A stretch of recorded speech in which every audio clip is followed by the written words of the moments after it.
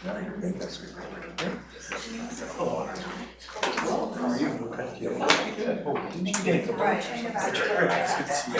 just had to find the internet to open it. Still doesn't want to. Okay. Yeah.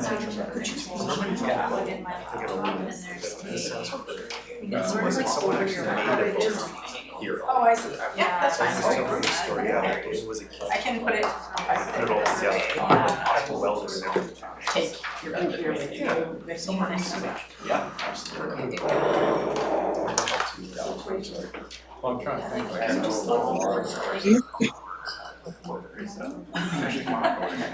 But yeah, but okay. What's the question? Can we not? I don't know. At Westwood Lake at 3:30. So I was there. Oh, really?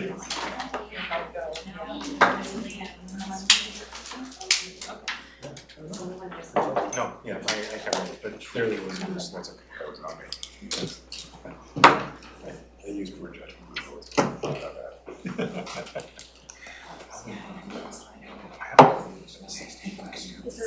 It's got a flat back, so I can put a little shoulder on it. You know, it's an option, or I could put an S in Gmail. Because I was getting both sides of these different you should have the 30 to drive. Checks out. Okay, welcome everyone. We're going to get started with our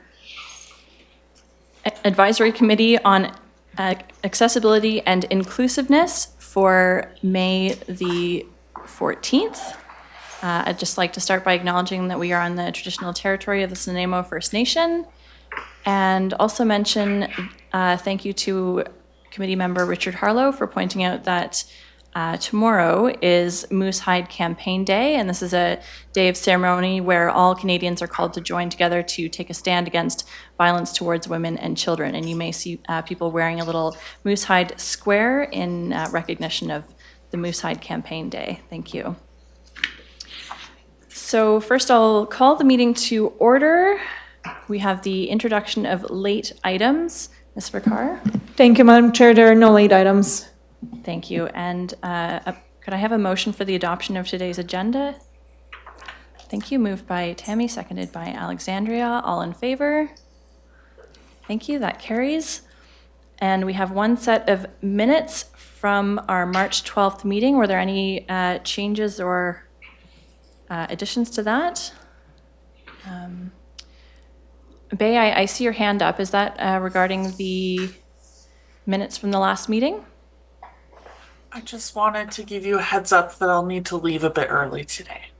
Okay, thank you so much for that. I appreciate that. Okay, so if there's no changes to the minutes from our last meeting, I'll have a motion for the adoption of those minutes. Moved by Nicole, seconded by Alexandria. All in favor? Okay, that carries. Thank you so much. Item number 5 is council communications regarding the Westwood Lake Park accessible wayfinding. And I'll just turn it over to Ms. Verkar. Thank you, Madam Chair. Yes, just to notify the committee that Council has endorsed the committee's recommendation to use blue as the color palette for Westwood Lake Park wayfinding signage. Thank you. Excellent. Yeah, and thank you for everyone's feedback on that. And Council was just invited up to Westwood Lake to check out the park improvements. They are rushing to finish them for the May long weekend, so everything is looking amazing up there. So thank you so much to the committee for your feedback. It has really made an impact, and I think you'll all be excited to check that out. It looks fantastic, and I can't remember what it looked like before, so you know it's good. Okay, so then we have presentations. We have a presentation on our integrated action plan for recreation. We're doing a mini workshop, and we have Damon Johnson here to walk us through this. Thank you so much, Damon. Great, and thank you, Madam Chair, for the introduction. As always, just so delighted to be here with the committee today. and continue the amazing work I think that the committee is doing and that Parks, Recreation and Culture is doing to support accessibility and inclusion in the community.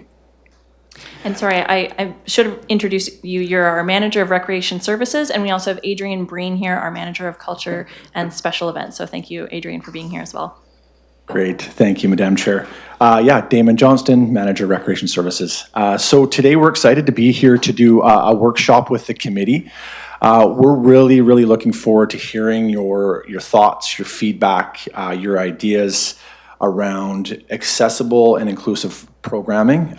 We want to identify barriers and then really explore ways that we can remove those barriers. And the second topic is really around creating welcoming and inclusive facilities and spaces and places that really create a sense of belonging. So Ms. Breen and I will be working through a presentation just briefly, and there is lots of time for our workshop today, and we really want to make sure as staff that we're hearing all of the feedback that the committee has today. All of the work that we're going to be looking at is connected to City Plan, and that is the city's policies that guide the work that we do as an organization. And then linked to that are the action plan items, and all of the things that we're going to be looking at today, the two topics we're going to be exploring, are connected back to the IEPs.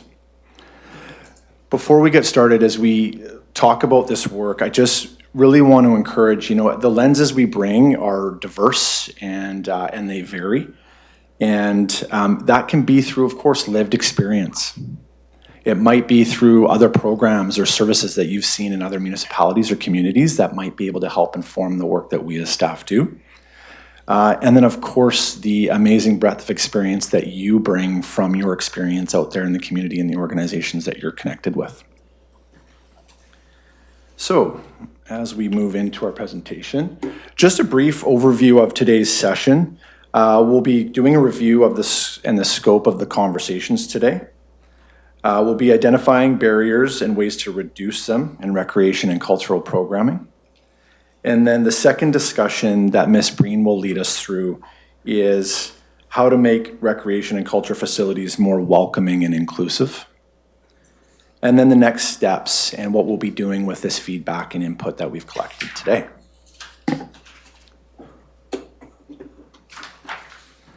So just briefly, the scope of today's discussions will follow the integrated action plans, as I touched on earlier. The two focus areas, recreation and wellness programs and events. So looking at that, we're looking at programs for all ages, all abilities, both recreation and cultural programs.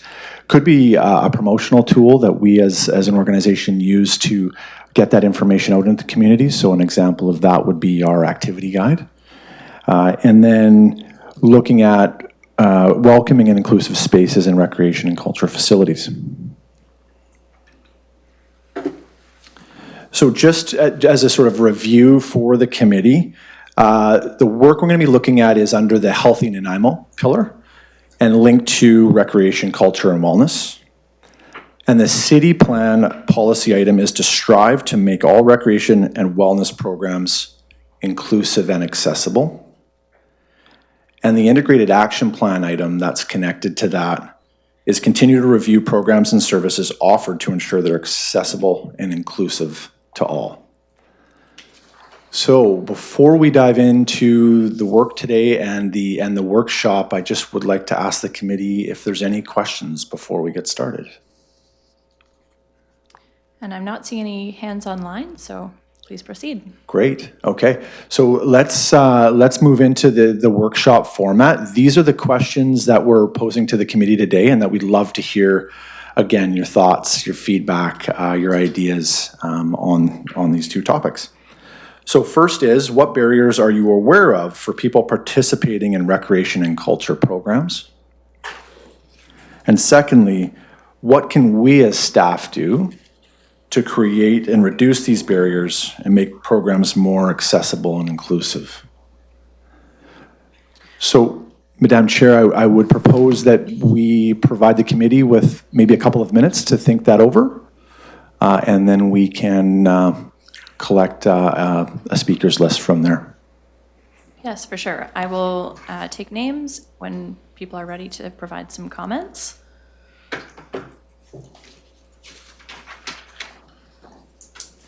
So I see Jocelyn, would you like to go ahead? Yeah, thanks. Hi. I represent Spinal Cord Injury BC and people with similar sort of physical disabilities. And I am one myself as well, but I also was the wheelchair basketball coach for several years in Nanaimo, and in my colleague who runs our Nanaimo peer support events and activities. So I have kind of a few hats by which I bring to the answer here.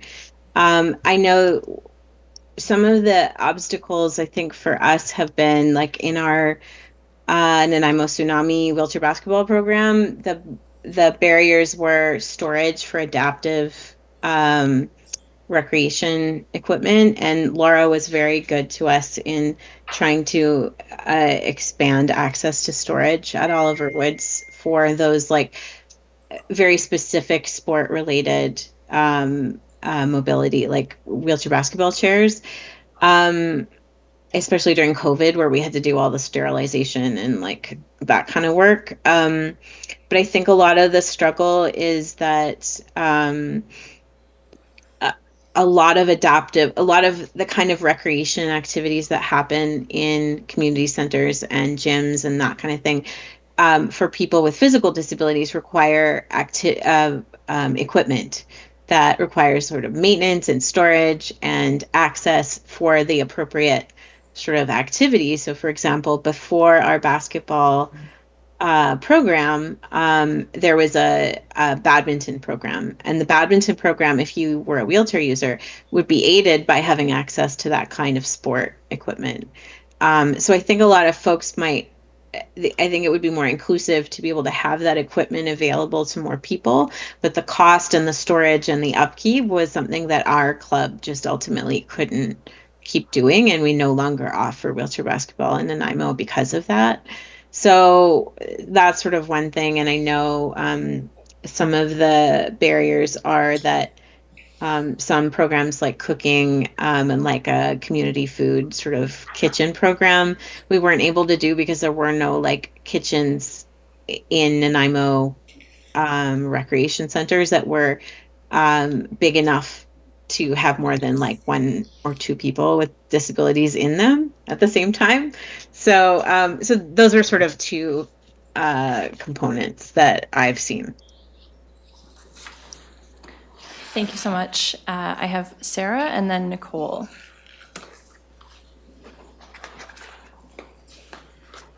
Hi, everyone. Can you hear me okay? Yeah. Yeah. So just to give my context, Jocelyn did such a good job giving hers.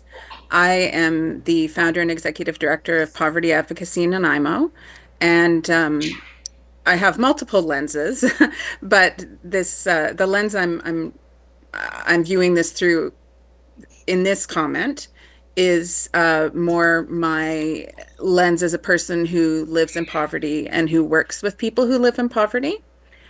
And also, I work with, I would say, at least half of the people that our organization works with who are clients struggle with literacy and or struggle with brain injury or neurodiversity that makes navigating paperwork or reading materials very challenging.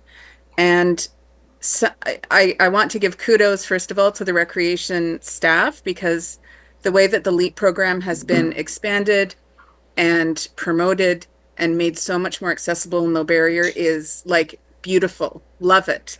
And I have signed so many clients up and supported so many clients who didn't know about it, who, you know, but for them, it's mostly free swimming and free skating or free weight room, because navigating that registration process, looking through the listing of programs, and and I noticed that we're back to also offering a paper option, which is lovely because again, that's really broadening the scope of everyone. But looking through the programs either online or in the PDF or in paper, for a lot of my clients, they're just going to turn right off. But at the same time, how do you work with that? So, for me, what I find often works for us really well is making bright, colorful graphics with very succinct messages. I think that the city social media could be used way more than it is to promote recreation. Obviously, I'm not privy to the plans and how it's, how the power structure is there.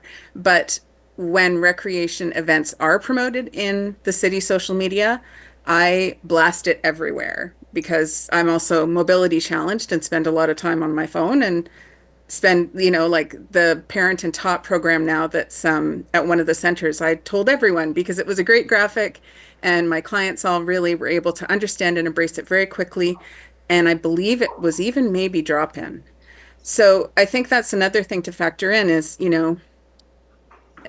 different ways of communicating about programs, reducing the barriers even as far as registration. Like, could we have more drop-in programs where we're not asking people to navigate technology? Or, I mean, again, I am very grateful that we've dropped the barriers as far as people being able to come in even at 6 a.m. to register for programs in the centers.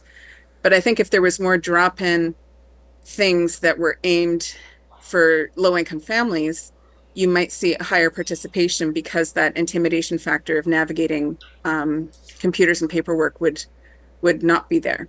So that's just my thoughts.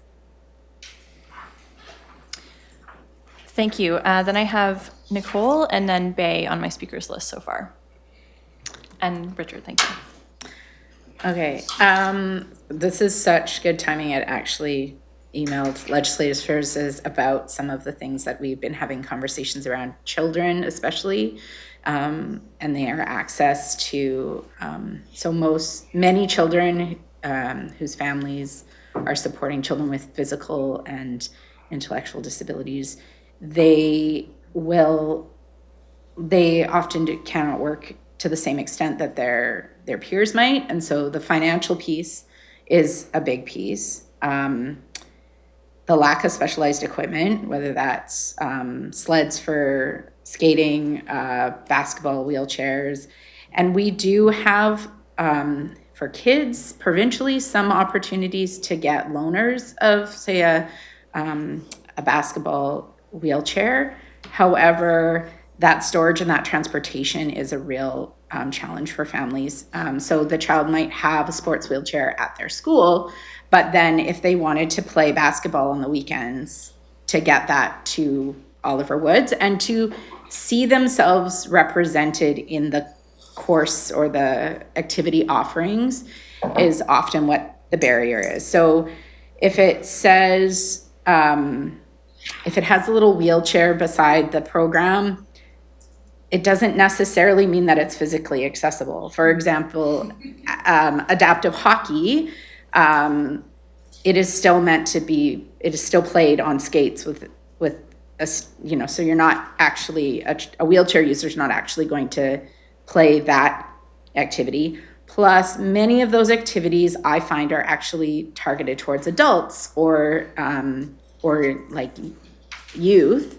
And so we don't have kids with accessibility issues trying out those sports at younger ages. So then they're not playing them at older ages.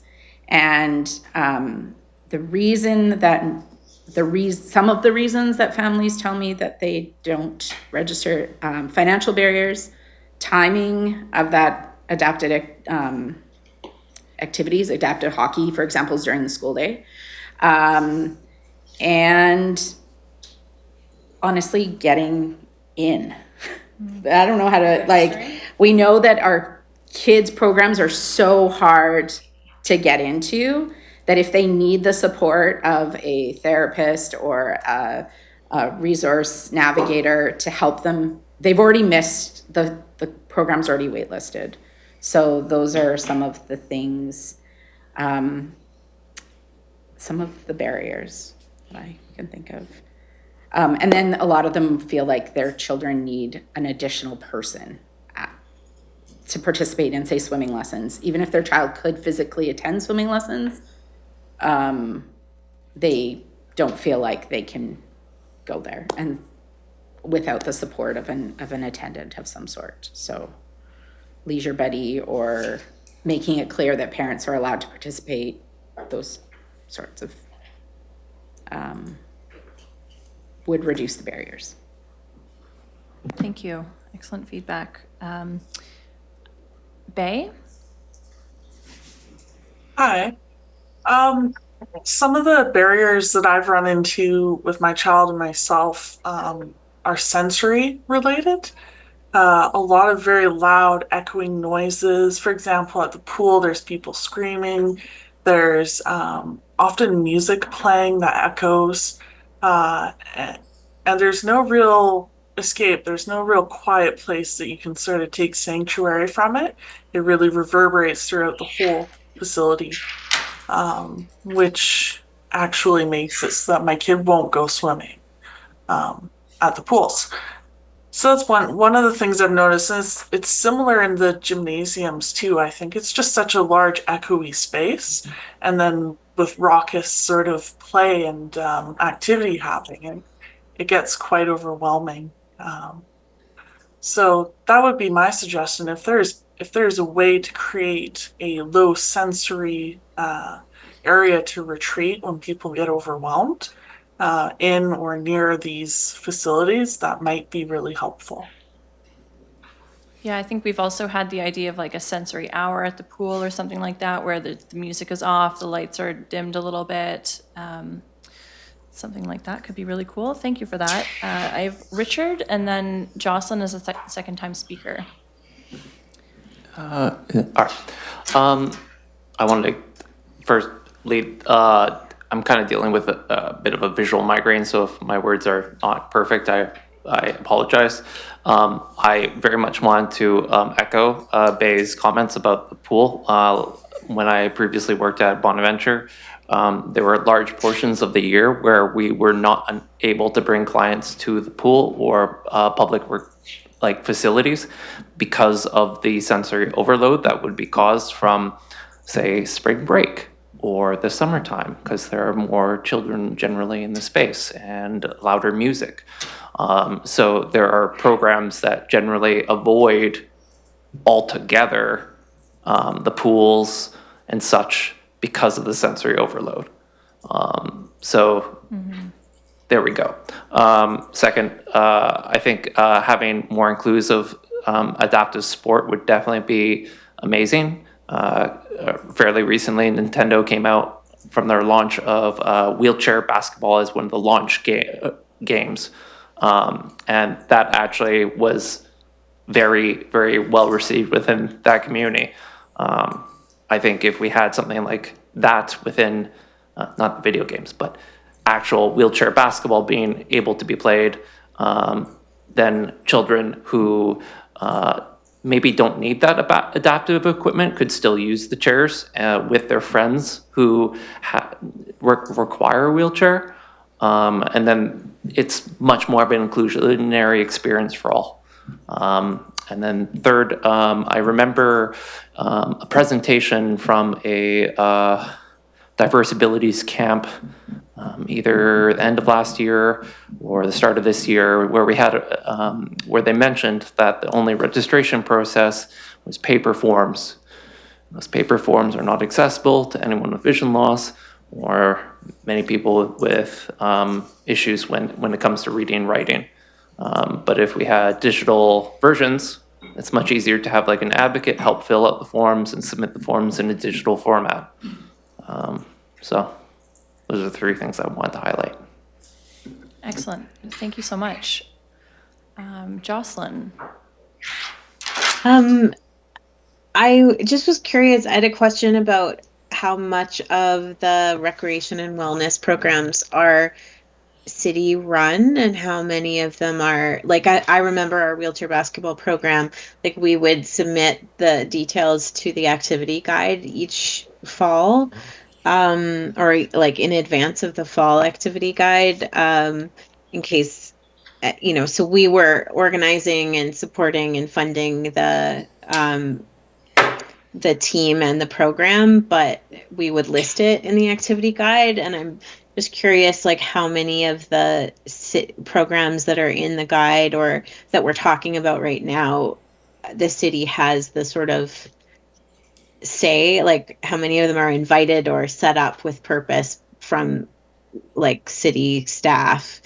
And I think like a good example of some of the barriers are that like we really struggled in our basketball program, and we also organized the power soccer program that was at Oliver Woods as well, and it at a certain point just became like very, very difficult to supply a coach regularly because the numbers were small and we didn't have an easy way to like get more people involved.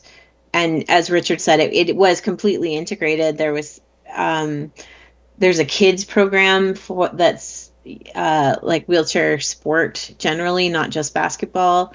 And then there was the adult program, which is the one that I coached. And like it's all integrated. Families can all play together, but like we just found that I guess the economics of running an adapted program with all the equipment needs and as disabled people ourselves was actually quite difficult.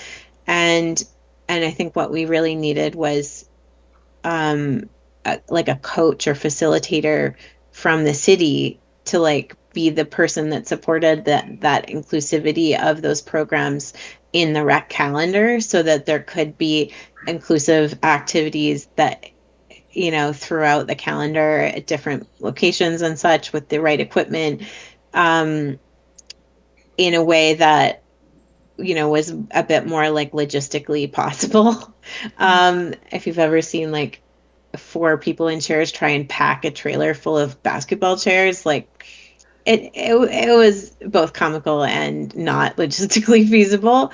But yeah, anyway, so I'm kind of curious like what the recreation and wellness programs this question is specifically about. Is it just the ones the city offers? Is it just the ones at the rec centers, or is it all of them that appear in the activity guide? Yeah, good question. Damon, do you have a sense of like how many of the programs are city run? And if not, we can follow up on this. Yes, Madame, through the chair. I don't have the data in front of me right now in terms of the breakdown. What I can say is we have hundreds of programs that we plan, organize, implement, and recruit staff to deliver. But then there are all the community organizations that will purchase an advertisement in the activity guide to advertise the programs and services that they deliver to the community. But I'm certainly happy to get back to the committee on that at a later time. And then as far as like potentially having city staff assisting with these programs to make them more accessible, like do we have people who work with the external organizations that are providing the rec programs?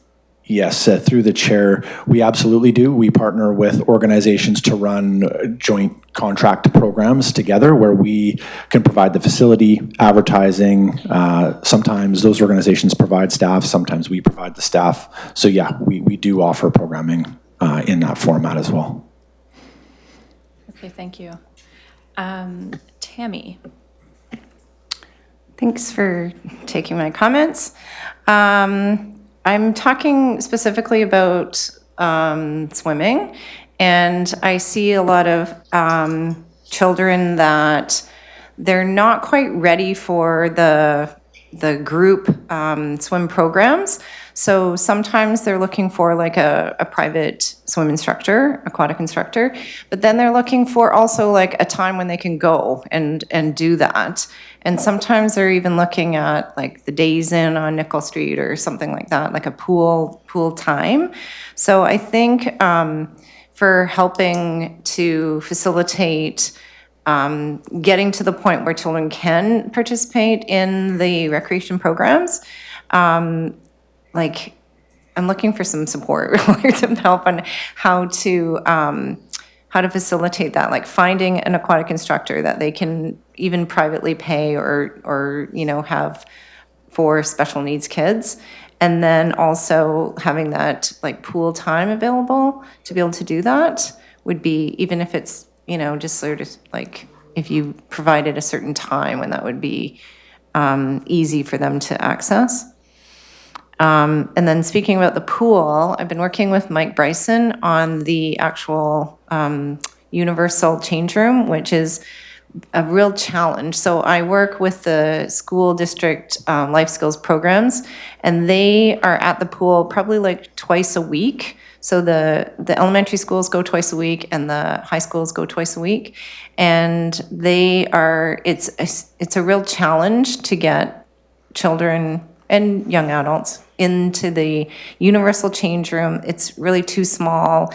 The changing surface that they have is not height adjustable, so you have some staff that are real short that have difficulty with it, some that are tall so there's high incidence of staff hurting themselves, and then transporting the user, the swimmer, from the change table to the pool is another thing. So I've been working with Mike on making recommendations for that, and happy to do that.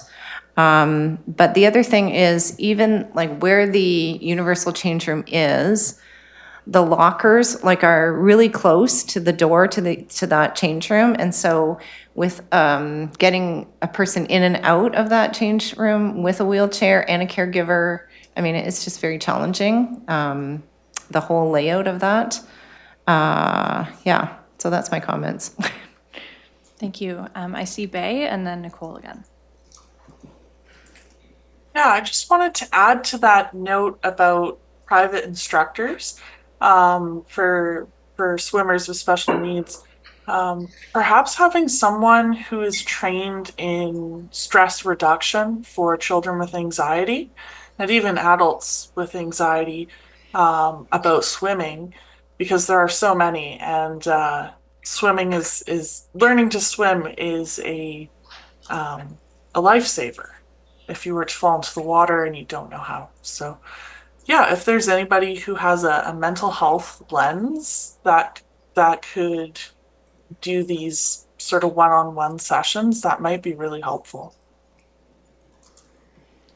Okay, thank you for that comment. Nicole.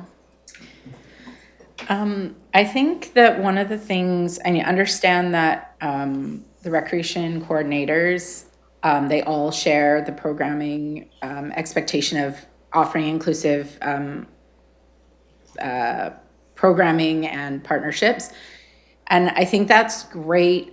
I do think that when there was one person doing that, there's an opportunity for them to build the partnerships that might expand this, and to know the staff that have the skills that they can build upon. So I know last year for Camp Sensation and Inclusion, there was a lot of staff trained and they came back. But if we could give them also opportunities to do those types of supports through the rest of the calendar year, not just in the summer, then you have an improved experienced staff to build upon. And I know that this Child Development Center gets a lot of requests from VIU for child and youth care workers and kinesiology students who want experience working in these areas. And if there were coordinators that could build partnerships with VIU with those practicum programs, could they be resources to run, say, a wheeled sports opportunity for adults and children? Could they be the trained people to assist people in the gym or in the pool or in their transfers to get into whatever piece of equipment they're using? I think I don't know how it is best to do it as far as a staffing point of view, but if everybody's doing a little bit, nobody feels like they have the skills to go and dig deep on these harder things. I think the built environment, as expensive and as time consuming as it can be, is actually the easier part of making programs accessible. It's the human element that is much harder for us to get right and get complete. Thank you. I have Sarah up next. And then Bay, is your hand a holdover, or are you wanting to speak again? That's a leftover, Okay. sorry. That's okay. Sarah. Thank you. So I have two other hats. The hat, I'm just going to make a quick comment, is as the parent of an autistic child, I was surprised to again get registration forms for Camp Sensation in the mail again, just to echo that comment about it just seems really, it just seems odd that that's still how we're managing the registration process for Sensation. I totally recognize, however, that whole program is very much in partnership with CYSN, and that it's not entirely up to Parks and Rec, but I just wanted to register my comment that I just thought, it's probably something that needs to be addressed. But the bigger comment I wanted to make was, as a queer person, I know, well, first of all, there's a higher percentage of trans and queer people who live in poverty. So, a lot, again, a number of my clients are queer. We serve a number of trans and non-binary clients as well. The swimming pool is such a tense thing for a lot of people, who are living a trans experience or a non-binary experience.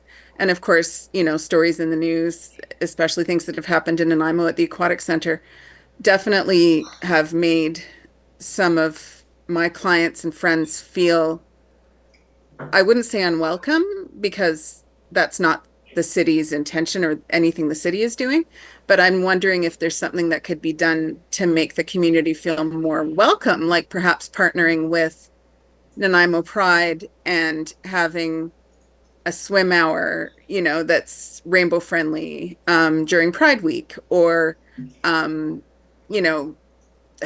Coast is Queer does tons and tons of social events, doing something. I feel like changing rooms and the pool can be very, very tricky. And I think that I would love to see more of my trans and non-binary friends feel comfortable there. Thank you. I really appreciate that feedback. So I'm just going to have another look around for hands. We made good time on those recommendations. I don't see anyone else wanting to weigh in. Oh, wait, I do. I see a hand from Jocelyn. I'm sorry. Please don't be sorry. I wanted to speak to the second question. I don't know if we are separated it out. A lot of people shared their suggestions for reducing barriers. And I guess one of my questions about what we were talking about when we talked about programs and services has to do with the other, with the parks part, not the recreation part. And the reason I ask that is that I think the people I know the best are people with physical disabilities, specific to people who have difficulty walking, standing, that kind of thing. And I think one of the ways that accessing park spaces is difficult is because it's kind of like a Swiss Army knife kind of disability thing. You need the right tool for the job, for the space and for the surface. And we don't, I, and I think a lot of people don't expect a park to be paved just for us, just because that's the pavement that works best. But I think the other way to look at it is, do we have the equipment to facilitate people enjoying the amazing parks that we have? And I know, I think I've probably gone off about this idea before, but I truly believe that if we want to make things like our boardwalk spaces, our bike lanes, our beautiful park trails like in Colliery Dam and around the marsh and stuff, inclusive and visitable by people with disabilities, I think we have to consider things like trail riders, hand cycles, and that is not a thing that's commercially available in really anywhere on the island. Like, there are a couple of trail riders owned by I think a rec therapist who used to offer sessions but is no longer doing that, and that is a very common story for that kind of inclusive equipment, is that a person really passionate about it raises the money, has the equipment, and then just doesn't have the wherewithal to put it into action. They need a structure, they need an organization with the insurance to use it. It's like a beach wheelchair is kind of the same idea, right? And I would love to see something like a RAD box, which is an organization in Langford called Recreation Adaptive Society, that has a RAD box model where communities can buy into like this sort of storage box with populated with like appropriate equipment and an access system, like hand cycles and sledges for sledge hockey up at Bevan Park, for example. Like, that's the kind of idea. In City of Vancouver has done it with sledge hockey, and it offers people the opportunity to try the equipment, use the equipment in the space that would make the most sense, and maybe come back and continue to engage, to play with their peers in a a tennis chair for badminton or something like that, or to like take a trail rider or a hand cycle out on a trail with a friend. Like, that kind of stuff is so prohibitively expensive to individuals that no one carries it, no one sells it locally, it's not available to rent, and it's the kind of infrastructure that I think a city is uniquely able to let's say partner in, that I would love to see considered. And I know that's a big can of worms, but I am here for that can of worms. If I can help, if we can talk about that can of worms, I am all for it. Awesome, thank you. Richard. The discussion about the trails actually was something that has more recently been brought up to me. CBC recently did some coverage on the tap trail in Qualicum Beach, and I had multiple people from the CNIB reaching out to me, asking me questions and such about it. And I had a couple people, several people here in Nanaimo that are vision impaired, that expressed, that we need more tap trails like that here in town, that are bus accessible, because getting out to Qualicum Beach is a bit of a struggle. And then, of course, I've also had a couple people, one person in particular had mentioned that like navigating trails as someone with vision loss can be a little bit more difficult. And so possibly having programming that help maybe new hikers explore trails with adaptive kind of guides for those with vision loss would be fantastic. Even as like a summer camp type thing, possibly even experimental kind of program. But then, of course, having more tap trails or designs that are inclusive for people that are cane users would be ideal for more mobility training, to gain more confidence in the woods and in our parks. So I just want to highlight how amazing the tap trail project has been in Qualicum Beach, and how it actually created a lot of dialogue within the blindness community, and then hope for more of that. And is that, do you have an idea of like a potential trail in Nanaimo that could be a good starter for that? Like, does it have to be a relatively flat surface? Like Buttertup's Marsh is jumping to mind as a potential like trail that could work for something like that. Yeah, like Buttertups would be a great example, but I've walked it recently, and as a 6'4" individual, there's some bumpy spots for my head. So taking in consideration the space and not just the ground, but also trees that are leaning or branches that are low, that's something to be considered because Yeah, that's really good feedback, above and below. Okay, yeah. cool. Thank you. Okay, so I don't see any other, oh, no, I do. I keep saying this and I'll stop saying that. Nicole?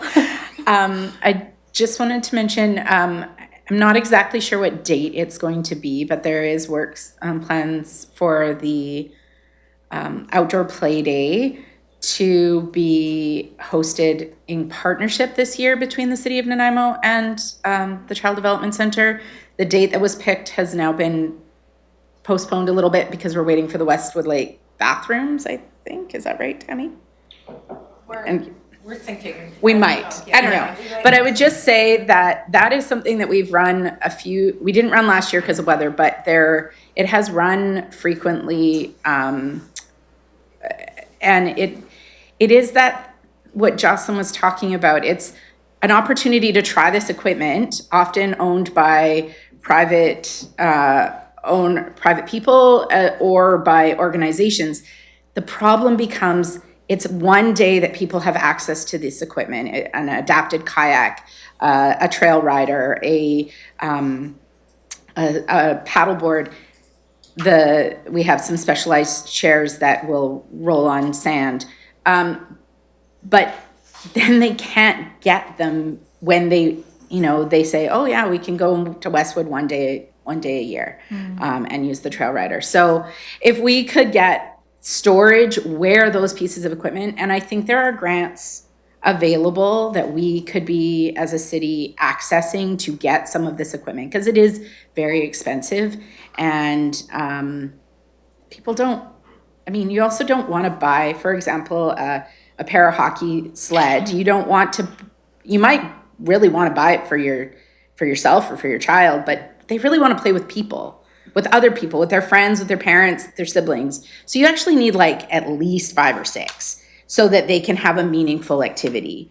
So no child is going to have a charity buy them 6 sleds so they can play with their classmates at skating day.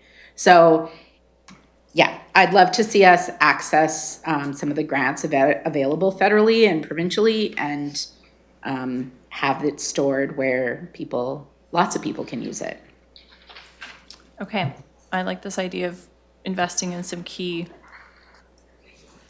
pieces of equipment to improve accessibility and that the city could maintain and house on the sites that are close to the recreation opportunities. Okay, so Damon, is there anything else you would like us to touch on? I would just pass the second part of our presentation and our workshop over to Miss Breen to take us through creating inclusive and accessible spaces and places and facilities. Thank you.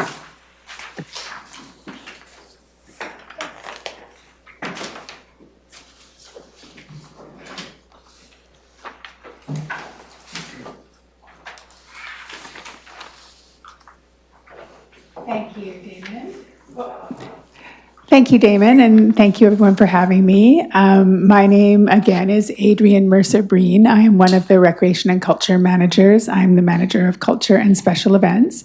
And my slide, if I can do this. There we go, pertains to an empowered Nanaimo, equity and inclusivity. The IAP is IAP C4.2.13, work with the Advisory Committee on Accessibility and Inclusiveness and other organizations to identify ways to create a welcoming, inclusive atmosphere in the city, including city-owned facilities. So some of the things that we're looking to learn is, do you feel welcome and expected in the space? Do you feel comfortable attending programs and events in the space? Do you feel psychologically safe when you access a space? Do you feel culturally safe in the space?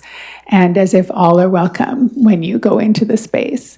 And when you do have questions, concerns, or suggestions for us, do you feel that your feedback is valued? So in exploring your feedback for this particular IAP, we have two questions. The first is, what ideas do you have for making city recreation and culture facilities more inclusive and welcoming? And the second is, what about the atmosphere around the city in general? Thank you in advance, and through the chair, perhaps a few minutes to think, and then we're happy for your feedback. Thank you. Okay, thank you.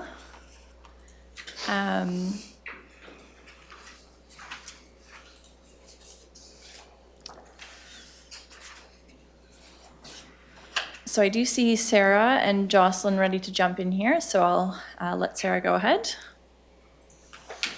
Thank you, Hillary.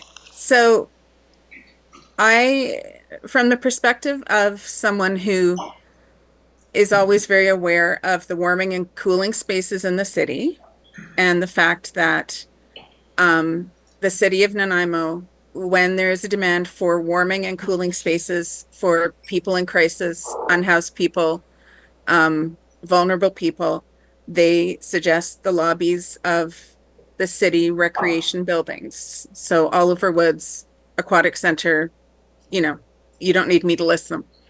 So those spaces, while it is suggested that, are approximately 1,000 plus unhoused people use them for warming and cooling, are not, it's not what they were built for. And I would say that they are not generally seen as very welcoming to our vulnerable people. So one facility that I do find to be an exception to that, and that I think is a great benchmark for creating more welcoming spaces if the city intends to continue directing vulnerable people to these city-owned facilities during weather advisory times, would be the Senior Center in Bowen Park. So the Senior Center in Bowen Park has a ton of soft seating, free Wi-Fi, which I think they all do, puzzles, tables with puzzles. It's carpeted, the area where you can sit, so it's not as echoey. And there's like little side tables, and there's even, there's books. There's a borrowing library. Obviously, one of the reasons that space has evolved the way it has is because of the intention, of it being made for the senior center. But a number of my clients do use it for warming, cooling, free Wi-Fi, a bathroom. And it's one of the few places I feel comfortable sending them, because I know that they're going to feel more welcome and included there. So, and then on top of it, just as someone with physical disabilities, I can't sit on benches because of the way my muscles are and stuff. The soft seating in that area is excellent for me as someone who uses mobility aids and can get quite uncomfortable to sit in those soft seats. So there you go. That's my little piece. Yeah, that's very good. Thank you so much. Jocelyn. I have to say I came from Vancouver 7 years ago, and I have always been so impressed with city staff in the Parks, Rec, and Culture Department. The people at the desk at the NAC, the people at Oliver Woods, the staff who sort of help to find gym space, and I just have always felt like a lot of openness, if not a lot of solutions. And obviously I'm not expecting any one staff to know all the answers, but so I want to say I feel like the city does a really good job with their staff, and maybe it's a hiring thing, like people who are sort of, they want to help, they want to know how to make it a better experience in community centers and the like. I think what I'd like to suggest is, with those big city events that are quite crowded, the ones down in Maffeo Sutton Park, like Pride and Canada Day, I know I really struggle with the food truck service because I can't even reach most of the windows with the food trucks. So if I'm not with someone, firstly, who can navigate the lines for me, but like so I can't even hear the person. And that's the food trucks, right? But I think that I just wonder if there's some thought that could be put into that, or as an alternative way of um, sourcing food, or choosing a variety of trucks that have sort of different heights and options for, I think would be great, because I never go to those alone, partly because it's really hard to find parking, which is that as a welcoming thing, like the parking issue is always a big deal, especially now the hotel that's kind of, was it called the Tally Ho, I think, like the one that's being redeveloped, we can't park in its lot anymore, but so parking is always an issue, but and especially accessible parking, but just like I firstly, and I think maybe the city already has this figured out and I just don't know, but I would love to see what the like special event accessibility and inclusion guidelines are. I know we talked about it in a previous meeting, but I think that's a really important thing, because that those are the big events where people feel like they are immersed in the city. And I think that it's really important to get accessibility and inclusion in those events really, nailed down. And so I definitely consider that inclusion lens on big city rec and special events. Um, the the one thing someone said earlier, and I think it really applies here, is um, I I have had really positive experiences with city staff in rec, but I think the struggle has always been, I don't know what you guys have available, and I don't know what the options are, and you don't necessarily know what I'm into doing. And I think making that match of like, and the example I would use is when I first came to Nanaimo and I was trying to get more physically active, and I was really enjoying the fitness center at the NAC, and I really wanted to do some rowing, and there wasn't like a ski erg or anything where I could do it without sitting on the seat. And so somebody saw me trying to like get on the seat of one of the Concept 2 rowers, and I was asking if it could be broken down so I could just row from my chair. And they were like, "Hey, we can just order you one of those seats with the back and the Velcro straps to like prop you up so you can sit on the machine if you want to and row that way." And I was like, "That's an option? Like you would do that?" Like, but I don't have any way of knowing what's an option nor what necessarily to bring to you, because I'd never heard of that item. And it was sourced for me, or like for people, so I could use it. And I thought that was such a cool like meeting me where I wanted to be active. And but I think if there is that kind of ability to respond to an individual need and interest, I think, how do we communicate that? Like, how do people in Nanaimo know that that kind of flexibility and interest and openness is available in interacting with Parks, Rec, and Culture in terms of like inclusion? And maybe this already exists, but I really wonder if there's some kind of like central point of contact where someone who has some real, I think Nicole said this earlier, like some real like partnerships and knowledge and connectivity with organizations to sort of be like, "Hey, like this is kind of what you're into, we have some options similar to that over here, or have you ever tried that?" And like a person who has some experience in adaptive rec or inclusion, and this knows, it has the ability to like better connect you more than like a rec buddy or a workout buddy, like somebody who knows what and learns from your needs and how you could be better accommodated in the system. And so that we have like I don't know, an inclusion czar, somebody who can kind of help facilitate that and then learn from that effort and inform programming and facilities and general inclusiveness in Parks, Rec, and Culture.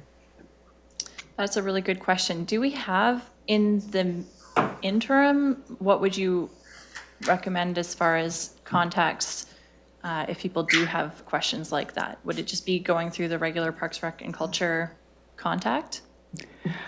Through the chair, Mr. Johnson may have something to add here. I would say always in the moment, just ask. And I was thinking, as Jocelyn was speaking, that, you know, in that moment, you know, we could probably support that by putting up, you know, some sort of sign or making it clear that if you do have a question or you do see that there is need, do ask. The general recreation and culture email or phone number would be good, and it would filter through to us. Or I would say, you know, for this committee to go through Ms. Clarkson could be helpful as well. But certainly all of us, we're a pretty close team. We work really well together. All of the recreation coordinators are you know, really approachable and you know, do amazing work and share amongst themselves. So yeah, I don't know what you might add to that. Thank you, Ms. Breen. Nothing else to add. Thank you. Okay, thank you. Richard. So one thing that I did notice on the leisure guide kind of website area is that there is a like having issues ? And then like a hyperlink to be able to reach out to someone. I think that's a good start, but I think it would be great to be like, hey, accessibility barriers? Here's a hyperlink, you know, that type of thing. That way, like, it can get filtered to the right area in specific, or if we even had a, like, accessibility concerns, like email or phone type of thing. So then it would, at least you're throwing it out there and allowing the two-way dialogue to start between citizens and people that use the facilities and the staff. Totally. And I know that we do have a form on the city's website under the accessibility and inclusiveness. Exactly. That does that, but I think, like you said, maybe highlighting that in a few more places and making it a bit more clear, not just like having issues, but specifically what is like, I don't have the barrier. Issues being blind. Right, yeah. It's like, it's not an ideal wording of it. Yeah, totally. Okay, thank you so much. Jocelyn. Just to speak to Richard's point, I agree, and I think that it's a matter of like, I see this all the time with the folks in our peer support program in Nanaimo and sort of writ large in the province.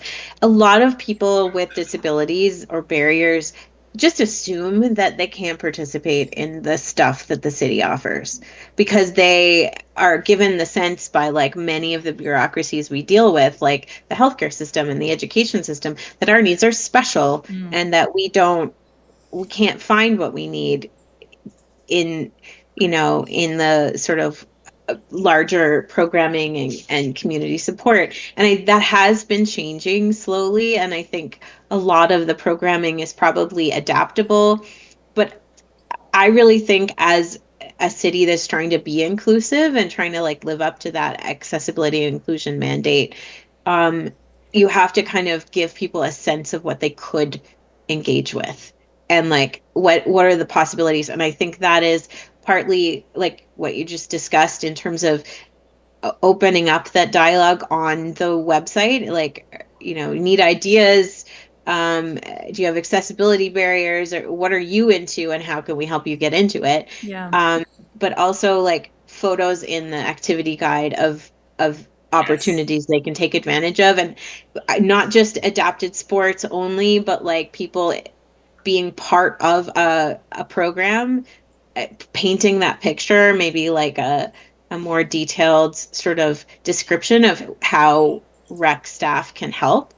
Maybe like you could do like testimonials or something just to give people an idea, because I know like I can share my story with people I know and you know, but you gotta have, especially if you have equipment that people don't even know exists, you kind of have to paint the picture of like, here's the kind of stuff that we have available to you. And like, I remember seeing a sign about having a rec buddy or a workout buddy, like probably the first time I went to the fitness center at the Neck. And it's that kind of visibility that you want to paint the picture. So when it's someone's very first entry into recreation, and they feel so weird and not part of it, on top of like just the going into a fitness center is kind of scary. Their first dip into the activity guide or the website is just seeing themselves, seeing some kind of option like, oh, I want to do that. That's a thing that I could do. I think gives them sort of like a visual menu of like, they're like, oh, okay, well, that's Totally. something I can Yeah, do.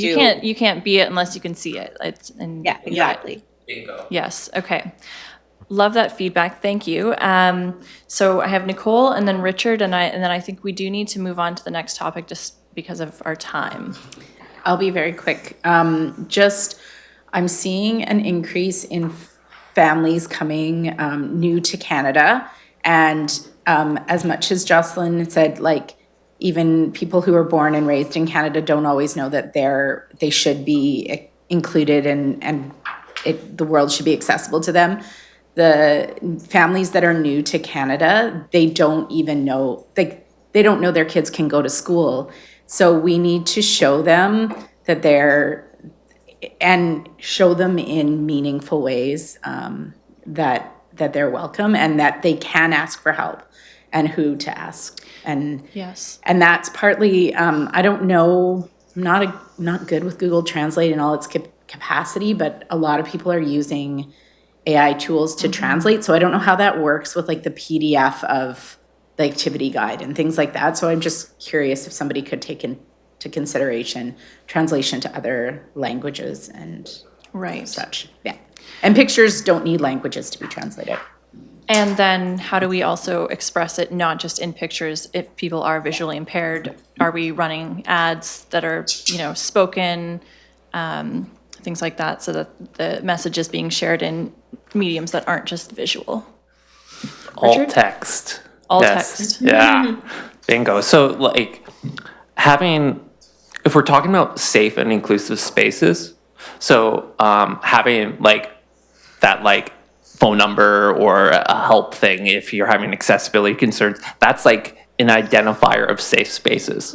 Having like the pride flag identifier of like queer and inclusive space, having indigenous artwork shows symbols of inclusive spaces. So when we're like having these discussions about like how to improve these spaces, like those things can be included. Having pronouns on name tags, for instance, kind of shows, hey, I have some gender inclusivity training, maybe, things like this. Yeah. So having like the help number or accessibility kind of being highlighted in the programming guide, that's like a signal of inclusive spaces that are safe. So, thanks. Thank you. Okay, thank you so much for the feedback, Ms. Breen. I just wanted to say we have one more slide. Oh, I'm so sorry. That's okay. My computer decided to update just at this moment, so. No worries. Through the chair, we just wanted to be sure to share with the group how your feedback will be used. So next steps is that information gathered today will be shared with city staff in various work groups, and that could include recreation coordinators, facility managers, senior leadership team, and so on. The timeline, so for programming, the spring and summer guide is already printed, so changes may take effect next fall or in the winter sessions. And for facilities, the timeline will be ongoing. If budget's required, then items may be added to the 2026 budget planning cycle, and we will track the changes, and if desired, we'll report back to you at a future meeting. Excellent. That's it. Thank you so much. We're going to skip on right by questions and go to our next presentation, which is an update on the Transportation 2025 work plan. And we have our Manager of Transportation, Jamie Rose, in the house for this. Welcome, Mr. Rose. Good afternoon, everybody. Excuse me. So this was actually to be honest, this is a prompt for me. This is a list of things that we brought forward earlier in the year talking about sort of our work plan. And so just touching base and providing a little bit of an update where I can on each of the elements. And so the Norwell Drive project is basically a reconstruction of the corridor behind Country Club Mall. All of the road infrastructure, utilities, et cetera, are approaching end of life. And so we know it's going to be a critical transit exchange point as the system continues to grow and evolve. And so we're going to be bringing an update report on that to council, I would say within the month of June. And so there'll be a deeper dive on that, but that's where that one is. End of trip cycling facilities. This was something that council supported last fall with a 3-year program to roll out some new infrastructure. We're actually going through a process right now to try and engage a third party to become an operator of them. They're a little bit more complicated than we anticipated from that end of things. So we're hoping we can find somebody to work with us on that. We've also been working on our parking study, which we came to this committee, I want to say about a month and a half, 2 months ago. Got some feedback then. We'll be providing an update report again to council in July. Wayfinding is unfortunately something we haven't had the bandwidth to make too many advances on, so I don't have anything I can share with that just yet. Similarly, the Vision Zero strategy. Pedestrian unallocated, I'm going to talk a little bit more in a minute about. And communication with the community, that's also something it's kind of an ongoing let's do better effort. And so we've got a few things that we're working on, more so on sharing information through our digital media. And hopefully we'll be able to provide some better updates on that in the fall. Downtown Transit Hub, I also believe is going to have a more fulsome report coming forward in the not too distant future. Some actual construction projects that things are going to get messy with. 3rd Street. So that's the section from essentially Howard to Pine. And again, that's a combination of utility renewals as well as improved walking, biking, and transit amenities. That's going to break ground hopefully later this year. Hammond Bay Road, that's another one. So that's Turner to Rutherford Road. That has had already had its construction project kickoff, and so that'll be getting rolling in the next week or two, I believe. There's not a lot to report out on transportation improvements there, but there are a few little spot improvements that we were able to include in that. Commercial Street, the construction there is slowly but surely moving towards completion, and hopefully we'll be able to have some opening there soon. Happy to answer any questions on those, or I can jump right into the pedestrian unallocated report. See a question from Nicole. I'm just curious which accessibility features are always included when you're redoing a street, like say 3rd Street or Hammond Bay. So you're tearing it up anyway. So do the sidewalks have curb cuts? Are they putting the yellow, the square with the bumps? I'm not sure what it's called. Are we using like the sensor crossing buttons, not buttons, but are all those things always used when we're redoing an area? 99.9% of the time, all of those things are used. Essentially, there'd have to be some very unique reason for us to not use them. And so, all of the city's capital works or all of the development works will have dedicated sidewalks. They'll have the, I'm afraid I don't know what the acronym stands for, but we refer to them as TWIZZIs. So it's the yellow panel with the truncated domes. We also use the score lines in complement to the TWIZZIs. And then yes, if there's a traffic signal of some description, we use the non-touch wave actuators.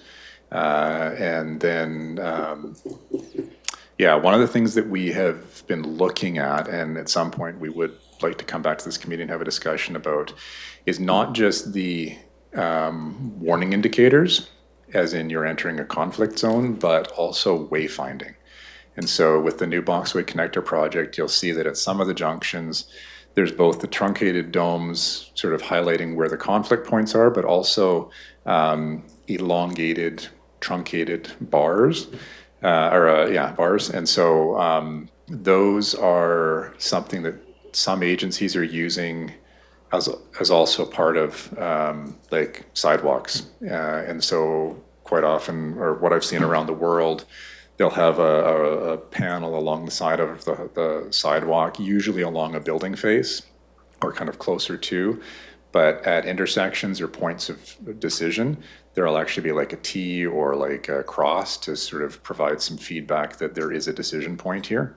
And so that's something that we've been looking at the potential benefits to. And so I do see us coming back and having that conversation in the future.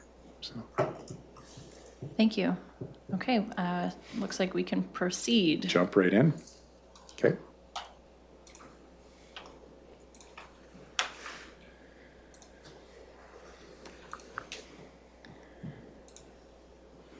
Oh, we went with the dark slide. Okay.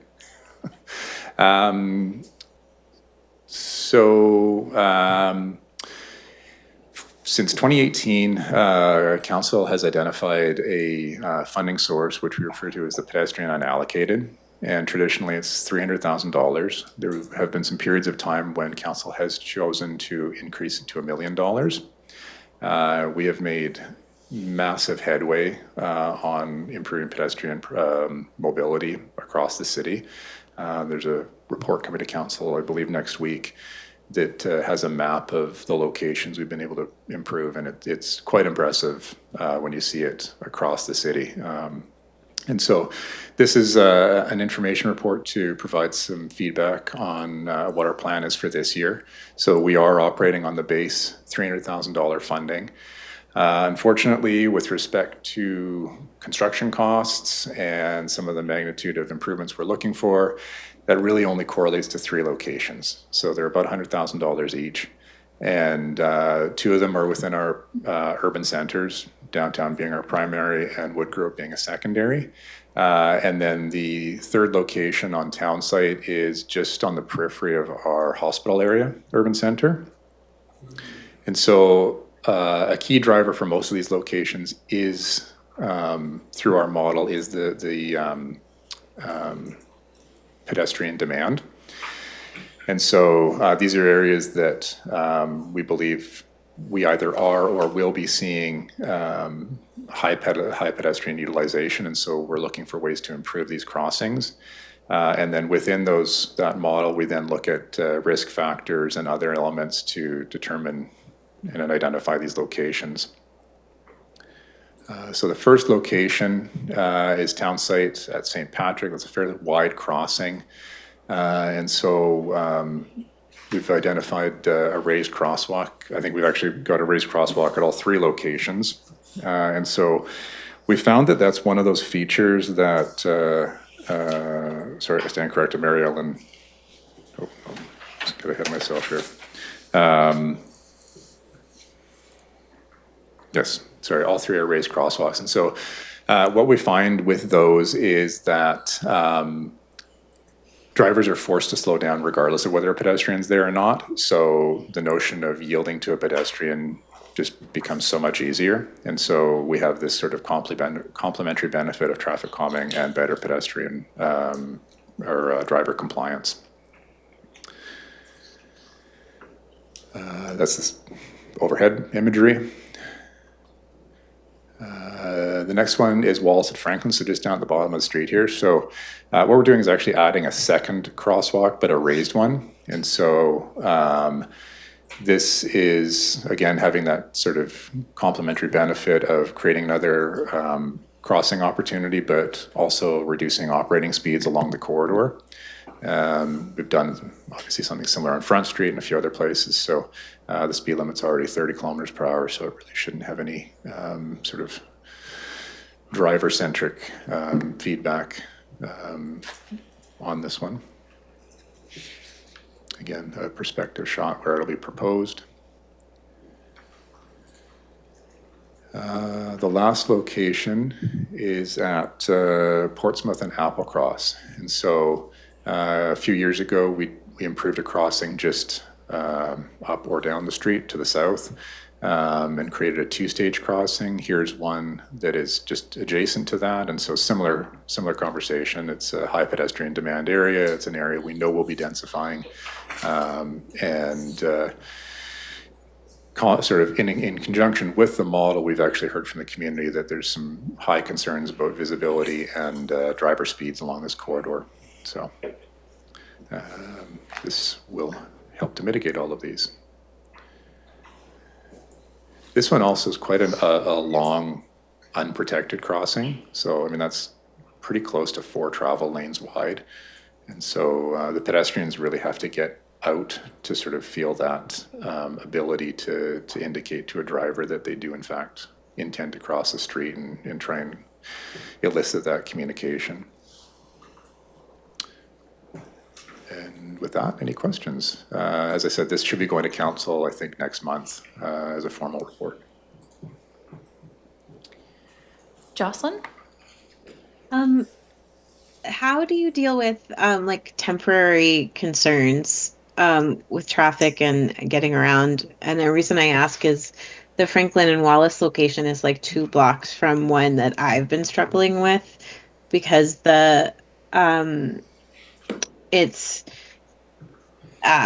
building, I have to open my map so I can remember the name of the road. It's the intersection at Wallace where that big sort of gray office building is, right on the edge of, I'm looking at the street, Bastion, where Frank Fitzwilliam turns into Bastion. And there's like a big sort of office building on one side of Wallace, and then the old New York style pizza and pasta restaurant on the other. And there's a big condo development or something being built right behind it. And there's just no like accessible, there's one accessible parking space and there's no easy, safe way to cross the street. And so I find I'm wheeling in the middle of the road to the intersection to cross the street so that I can get up on the sidewalk to get to the hair salon that's in that office building. And it doesn't feel good.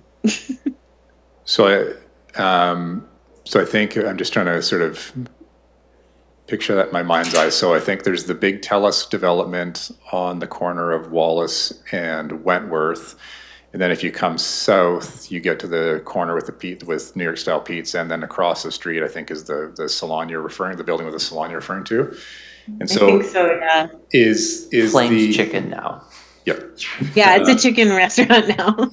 And so the situation that's arising right now is during construction, the sidewalk is either closed or inaccessible for some reason, and you're sort of having to move down onto the sidewalk or onto the road, to navigate. Is that correct?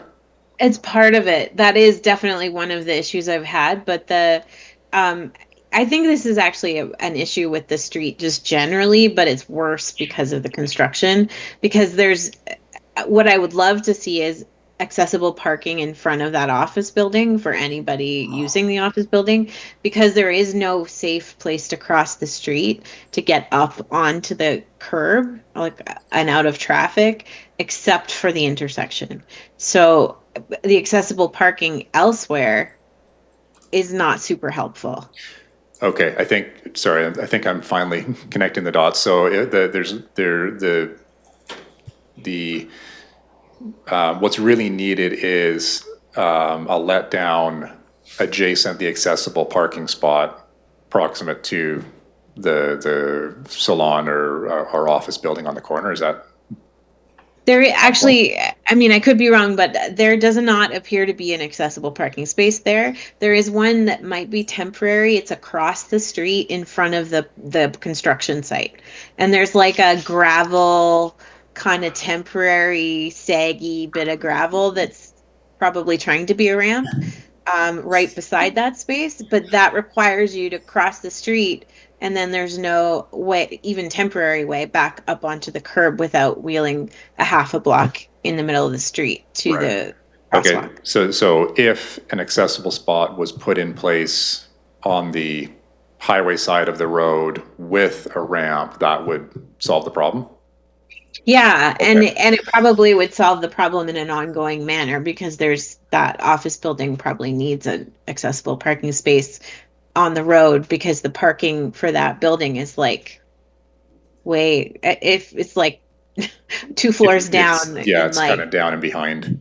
yeah, so either way, I think it needs a street side parking, accessible parking space, but I'm not even sure whether the accessible one on the other side of the street is always there. I've never seen it before, but yeah, I think that would solve it, and a temporary ramp for the time being while there isn't one.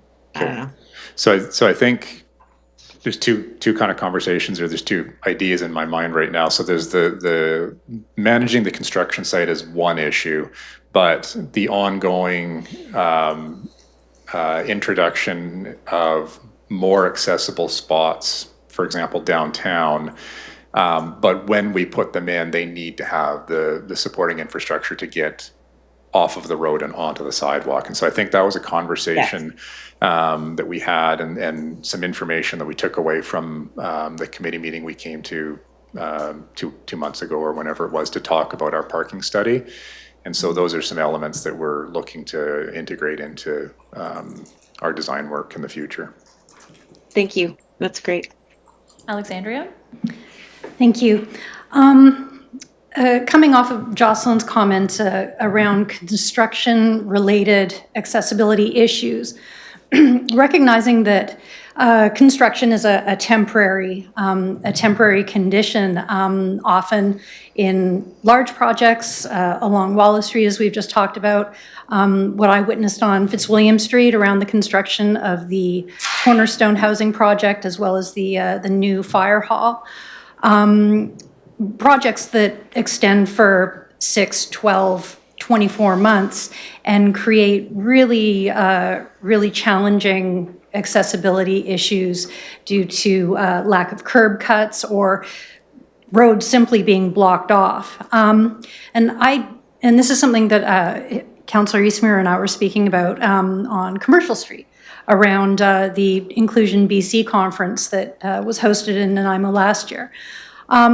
And where construction projects do extend for a period of time, I wonder if the city has an approach or a strategy around ensuring that accessibility is not thrown by the wayside, noting that it is a temporary state of affairs. So there's sort of two paths that construction can come through. One is on the development side, like the TELUS site on Wallace, or the old Caledonia Clinic site. The other is through the city's capital program. And so we have varying degrees of influence on each of those. When we're the owner and the contractor is working for us, we can hold them to whatever standard we feel is reasonable. And so I think that, I've been with the city for 17 years, I think now, and it's gone from not even acknowledging pedestrians and cyclists to working up to better and better. We still have a long way to go. There's no question about that. But I think that it's sort of this ongoing opportunity to raise the bar and do better. We've had some contractors that, in my opinion, have done some fantastic work. I was working with one a few years ago, and arguably they created an entire temporary sidewalk and letdowns around the site to ensure that it was passable for everybody. Others it's a struggle just to get them to sweep gravel, and so it's an uphill battle, but we are continuing to move it forward and raise the bar. Thank you. Final question from Richard. So my comments in regards to the construction projects that I guess the city can oversee and such. for the purpose of this comment, I'm just gonna pull up my cane. Up at the university, when the university was doing construction around some stairs, I had actually caused myself to fall down a flight of stairs while there was a gate along, like a fencing, wire fencing along the fence, to kind of cordon off that section of the stairs that they were working on. My white cane has like a mushroom tip, and so it's kind of thin and will fall right in between the cracks of the fencing. Similar right now, the fencing that's being used downtown is a nightmare for me to navigate, because it's like every day the fencing actually changes its positioning. So it's like a puzzle that I'm trying to memorize the route, where it's safe and where it's not. And yeah, it's kind of scary for someone like me.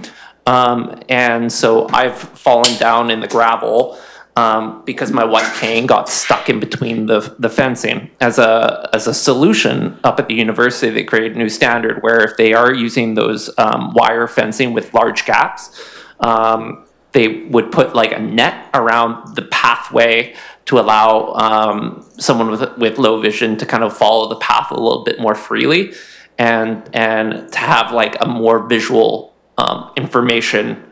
So then like my cane didn't break and snap or get caught in the fencing itself. And so because there are large swaths of it that also just have like a piece of tape to separate certain gaps to make it so you can't walk through, like that tape I just walked through like I was walking through a finish line at a marathon, you know, because I didn't realize that I was walking into it until I walked past and broke the tape. So I feel like for me, navigating those spaces is overly burdensome and rather difficult because of the fact that it's changing every single day. And I can attest to that, I confirm that, because I work right down there too. It's also challenging for sighted people to navigate it. So I can only imagine, because it is changing frequently. So I think this is sort of a separate conversation around how we better facilitate accessibility when we have construction projects, which is, a huge thing, because even as Alexandria pointed out, there were questions about what commercial street would look like, and sort of what even I was told as far as accessibility didn't match up with what ended up happening. So I think we need to learn from that project and try to be more accommodating for all users in the future. I've been calling out to passing, like, pedestrians in the area, asking if anyone wants to essentially get their Boy Scout badge to help me cross the street because of the difficulties there. Yeah, I appreciate that's a good way of doing it. And fortunately, we do have lots of good Samaritans in Nanaimo. So, I do see Sarah wanting to jump in here as well. Thank you. Just one comment. I just wanted to commend the group for choosing Portsmouth and Applecross as a place to add raised crosswalk. That's the word, because it's very, very close to what is now Harvest Church, previously known as Maranatha Church, and they offer a number of programs for low-income people, and as is commonly known, disabled people tend to often be low income. Families with disabled children also tend to be low income because they can't work as much. There's a food bank depot there every Sunday. There's a free pass to night there every Sunday. And then in the winter, there's also emergency overnight shelter there. So to know that a lot of these people who are taking the bus and are pedestrians because they're low income are able to be safer when they're walking in that area. I'm really pleased that that's an area that demographically, due to use, is going to really appreciate that crosswalk. So thank you, that's a good choice. And then just as far as expectations around timelines, I know we're a bit behind on the pedestrian unallocated projects. For example, like last year's, I think all focused on Albert Street, and we haven't seen those proceeding yet. No, so I think that's a good good footnote. So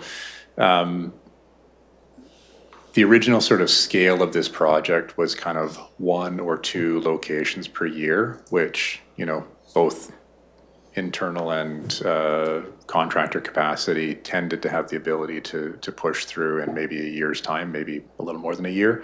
The environment's changed dramatically, and so we're back generally at about a 2-year horizon from approval to completion. There's some that we can get in quicker, but generally speaking, it's 18 to 24 months before you'll see something on the ground.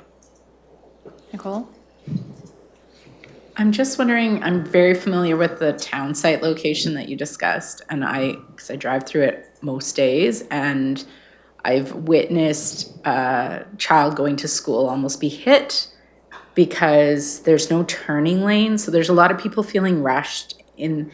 Is there any capacity to, because the child was crossing, actually, I guess it's Bush Street there, the other crosswalk at that intersection. And yes, so the child was crossing from beside the bike lane in there, and trying to go across. I was waiting. I could see he was trying to cross.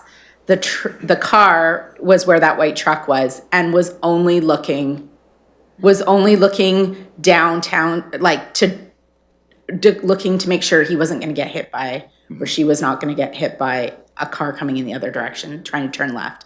Anyway, I know that corner is, if we're working in that area, is there any way to increase the visibility for people, pedestrians walking up and down town site, not just across town site? I'm hoping this works, bear with me. So if we place a raised crosswalk at the existing location, that actually forces all of these cars to come to a stop before they come over it. Right. And so anybody crossing here now is going to effectively be protected by the vehicle having to slow down and stop there. And so I guess the question becomes of visibility. Mm-hmm. At what point is there a lack of visibility? I'm not sure. I think what it was they were focused on, they were stopped. Mm-hmm. They were stopped there, turning left, there was a steady stream of traffic coming east, I guess, along town site. Yeah. And they didn't, there's bikes sometimes riding along that bike line, and the child was standing there clearly intending to cross, began to cross because there was nobody coming across. I don't know. It's such a, sometimes it's not an issue and it's a quiet, but in the mornings, it is a very busy area with. I suspect one other factor that played into that was the speed. And so True. cars continue to fly through. Time. But the spray's crosswalk. So there's not much we can do about that, the other crosswalk then, probably. We can keep that in mind when we're going through the detailed design, and if there's an opportunity. I mean, in an ideal world, we would shrink that crossing on Bush even further and truly make it one in and one out. Like fundamentally, the more we can reduce the exposure to a pedestrian, the safer it is. That doesn't usually land well with drivers, but it's the facts. So anyway, we can look through that in detail. Yeah, really good feedback. Thank you so much. And thank you, Mr. Rose, for the presentation. Moving on to other business, we have Dale Burgos, our Manager of Corporate Communications and Community Relations, to give us a couple of updates here. The first one being on National Accessibility Week. Thank you, Chair, and hello, everyone. Not sure if I met everyone last time or if anyone had seen me. My name is Dale Burgos. I'm the Manager of Corporate Communications and Community Relations for the City of Nanaimo. My pronouns are he, him, and I'd like to share with you just a little bit about what we will be doing for National Accessibility Week. Coming up May 25th to the 31st this year. We've been working very closely with Laura Clarkson over here and my team member who's been working on a number of different items, have been very busy. And so we've got a news release, for example. We've got some updates on the website. We're looking at, what else are we looking at? Social media updates as well. If I may, I won't read through the entire news release. This, of course, is a draft, and so I never want to, give everything away before it's actually fully announced. But I will share with you that we are putting something out on May the 23rd. The headline is City of Nanaimo celebrates progress during National Accessibility Week. Now, in the first paragraph, we wanted to make sure that we, of course, address exactly what this is. And so I'll read this verbatim. In recognition of National Accessibility Week, May 25th to the 31st, the City of Nanaimo is celebrating the progress made in creating a more accessible and inclusive community, particularly for residents living with disabilities. The city remains committed to identifying, removing, and preventing barriers that limit access to services, amenities, and public life. Ensuring equitable participation in all aspects of life is essential to building a welcoming and inclusive Nanaimo. Now, of course, this is still draft. We still can make some edits to it. However, further on in the news release, we mentioned specifically this committee is one of the first and foremost things mentioned in this news release, and the good work that it's been doing now. We mentioned some initiatives and projects from Parks, Recreation, and Culture. We've also mentioned projects from the Rick Henson Foundation. And we also are addressing and sharing some good news, the citywide initiatives that are taking place across the city. Okay, maybe I'll leave it at that. Any questions? Richard? There is actually a accessibility or a disability pride flag. I'm just throwing it out there that it might be a interesting thing to highlight because of this accessibility week. Yeah, And very cool. yeah. Have you ever seen it flown in and around the city? No. Or, I'm sorry, are you aware that it has been flown? No, but I learned about it at a Pride parade, and then I learned the history of this flag that was created. And if you Google disability pride flag, I mean, having something similar to like the pride flag raising would be interesting for disability pride. So. Yeah, thank you for that suggestion. I will definitely look more into that. Chair, I can follow up on that. Thank you. Make sure that we look at that. Thank you, Richard. I appreciate that. Now you can stay up there, Mr. Burgos, because you have a verbal update on Sure. the city statement on accessibility, equity, and inclusiveness. Correct. Yes. Thank you, Chair. Now, for maybe a little bit of background, just for those that may not have been here in the last meeting, we took a few minutes. I shared a draft of the statement, and the official, of course, headline of the statement is the city statement on accessibility, equity, and inclusion. There was a little bit of conversation, received great feedback, so thank you to everyone online and also here in person. We created a new version of the city statement that was more plain language. We changed the first sentence to, I believe, Richard, you might have mentioned that in the meeting, and of course, like I mentioned, plain language. And so we've now shortened it, and I believe this is much better. And I wanted to just share that with you today, if I may. Okay. Please. Okay. The City of Nanaimo is dedicated to making sure everyone is welcome, included, and supported. We know that fairness means giving people the opportunities based on their needs. No matter your ability, age, gender, race, religion, sexual orientation, or background, we want you to have what you need to succeed. By listening, improving policies, and removing barriers, we're working to build a community where everyone is valued and has the chance to fully participate. We've on the screen here it's a white background with some black font, and that is the statement that I just read out for you right now. I'm seeing some fist bumps, so I saw the fist bump over here, Richard. Thank you. I like Yes. it. I like Very it. good. That's what I like to see. Okay. Cool. Good. Any questions on that one? I think it's been finessed really well and feels really inclusive. Okay, perfect. Thank you, everyone. If I may maybe just take a couple more minutes, I did mention a couple items in the last meeting, and I wanted to just follow up with those items, and one specifically was the website update. Now, there has been some delays. IT is a little bit behind right now. We were looking at having an updated homepage on the City of Nanaimo website, and I can tell you that we are actively working towards that. Our hope was to have something in May or June. And the reason for that was, the big part of it was accessibility. On that homepage, it's very difficult. I won't say very difficult, but it is challenging to find certain links. So we really are using that search bar as that main focus now. And there's also going to be some icons. In my notes today, I've of course mentioned, or I want to mention to my team, that we're making sure that we're using alt text on all the images. Another thumbs up. Thank you very much, Richard. And so we are looking at making sure that we do that. And I am taking this away. You did mention this earlier, how the question on the bottom of every page on the websites is having issues. Never thought of it in the way that you had mentioned, and I'm looking at maybe having that changed, and then also maybe including that link to accessibility concerns. So there's that link as well, because I believe that I think that would be a good addition to each web page that we have on the city website. So it should be easy enough.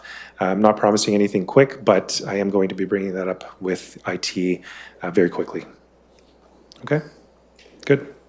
Thank you, Chair. Thank you, everyone. Thank you so much for that.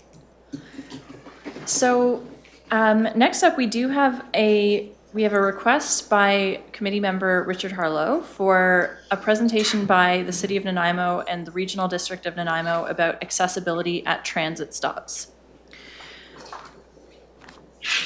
Richard, did you want to speak to that a little bit? Yeah, so I've been able to identify from working with clients at Work BC who take public transportation and personal experience that there's multiple factors and barriers around bus stops in many locations throughout the city. And so I would really like to have an open dialogue between both city and RDN, because right now a lot of it is very siloed. And so it's kind of a complex thing because of the transportation and the services themselves kind of need to be addressed, but in like a way of partnership. So. Okay, and I think you bring up a good point, because the transit system is administered by the Regional District of Nanaimo. Mm-hmm. Of course, many Nanaimo councillors sit on the RDN board, and then the transit stops, some of them are city transit stops and some are RDN.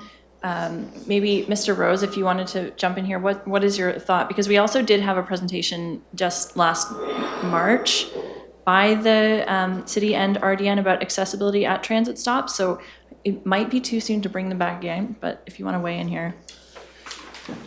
Sure, thank you. So there's a couple of factors at play here, and as we've kind of identified, there's the infrastructure side of things, which lands to the city. And so that's connecting sidewalks and creating stops and platforms to support shelters and that sort of element.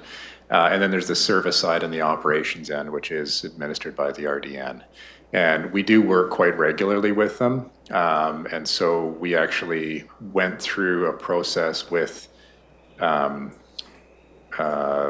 actually the BC Transit, TransLink, the RDN, and a number of other agencies to review accessibility through the infrastructure lens at transit stops about 2 years ago, I believe.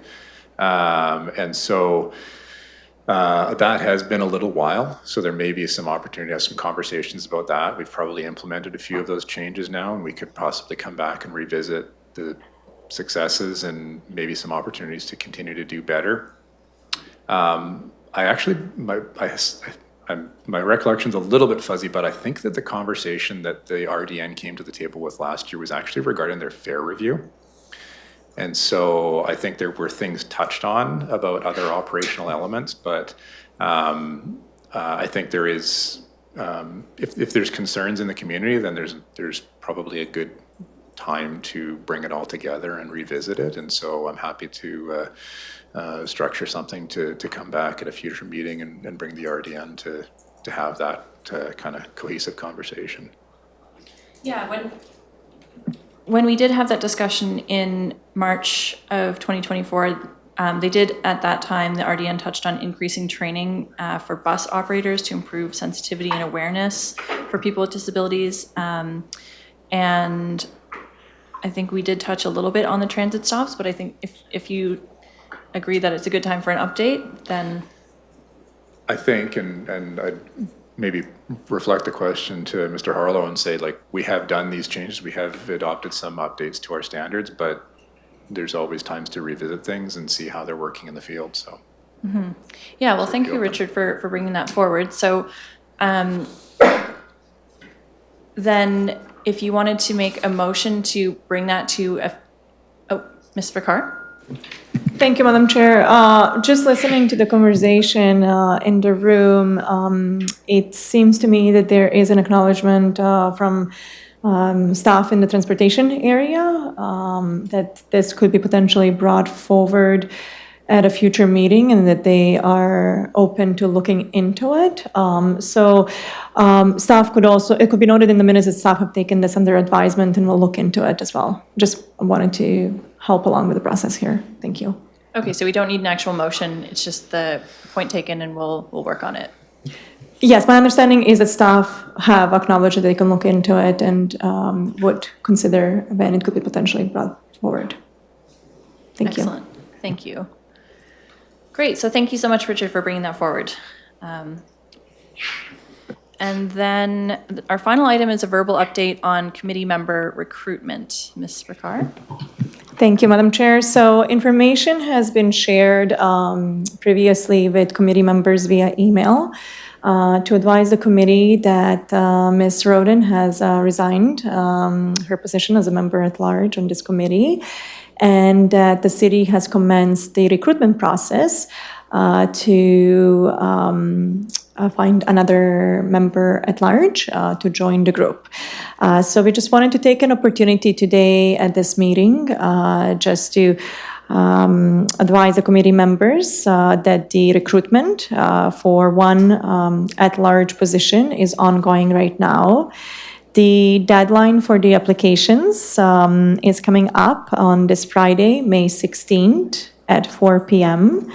And residents who are interested in applying for this opportunity have a chance to do so by submitting an online application on the city's website, by emailing the Legislative Services Office at legislative.servicesoffice@nanaimo.ca, or by also coming in person or mailing their application at the Legislative Services Office at 455 Wallace Street. So just wanted to take an opportunity to share that information with the members, and in case that the members are aware of fantastic candidates out there that they would like to encourage to apply before the deadline on Friday at 4 o'clock. Thank you. And just a question, if people have applied before but weren't selected, are they able to indicate their continued interest without needing to submit a new application, or do they need to submit a new application package? We are asking for all the applicants to provide a complete application. If there are any challenges with doing so, I do encourage the individuals to contact our office, and we will do our best to assist with the process and make sure that we have up-to-date information from each applicant and that they can be considered by council for this opportunity. Thank you. Excellent. Okay, so that's all of our agenda items for today. So thank you everyone for your participation, much appreciated, and I will accept a motion to adjourn. Moved by Nicole, seconded by Tammy, all in favor. Okay, thank you everyone who came in person and attended online today. Lovely to have you all here.